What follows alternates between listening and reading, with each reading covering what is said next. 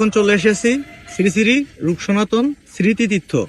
Hello বন্ধুরা, আমি সৌরভ চলে এলাম আরো একটি নতুন ভিডিও নিয়ে।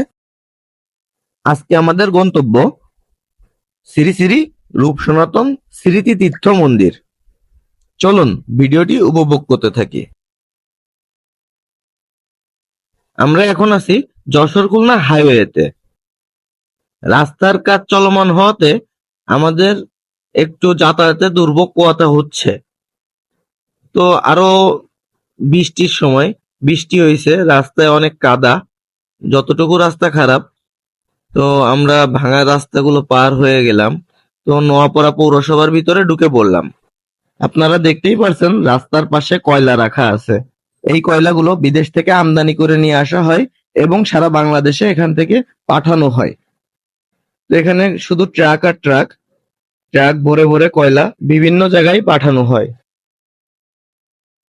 আলিপুর বাজারে চলে আসলাম। এখান থেকে রামসরা ৮ কিলোমিটার দূরে। তো আমরা ৬০ টাকা দিয়ে একটি ভ্যান ঠিক করে নিলাম, আমাদের রামসরা ধামে নামিয়ে দিয়ে আসবে।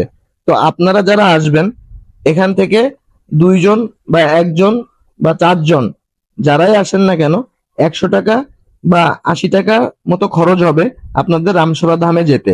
আপনারা দামাদামি করলে আরো কম খরচেও যেতে পারবেন। শ্রী শ্রী রূপ সনাতন স্মৃতিতীর্থ মন্দির, এটি রামসরা ধাম নামে পরিচিত। তো এই রামসরা মন্দিরটি অনেকটা গ্রামের ভিতরে অবস্থিত। তো গ্রামের পরিবেশ কার না ভালো লাগে বলুন? গ্রামের পরিবেশ দেখলে মনটা জুড়িয়ে যায়। তো আমাদের আজকে আবহাওয়াটাও অনেক সুন্দর ছিল। সকাল থেকে ২ বার বৃষ্টি হয়েছে। বিকেলে বেরিয়ে পড়লাম রামসরা ধামে যাব বলে। তো গ্রামের পরিবেশ, এখানে মাছের ঘের বেশি। তো এখানে মাছ চাষ করা হয়, অনেকেই মাছ চাষ করে এখানে।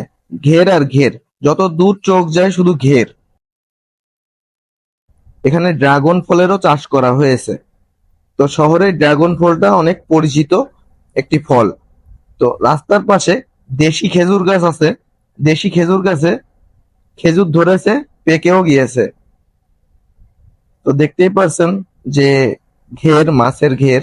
তো বলতে না বলতে আমরা রামসরা মন্দিরের কাছে চলে আসলাম। মন্দিরটি দেখা যাচ্ছে অনেকটা জায়গা জুড়ে এই মন্দিরটি অবস্থিত। তো আমাদের ভ্যান থেকে নামিয়ে দিয়ে ভ্যানালা মামা চলে গেল। মন্দিরের সামনেই রয়েছে একটি ছোট গাঁদা ফুলের বাগান।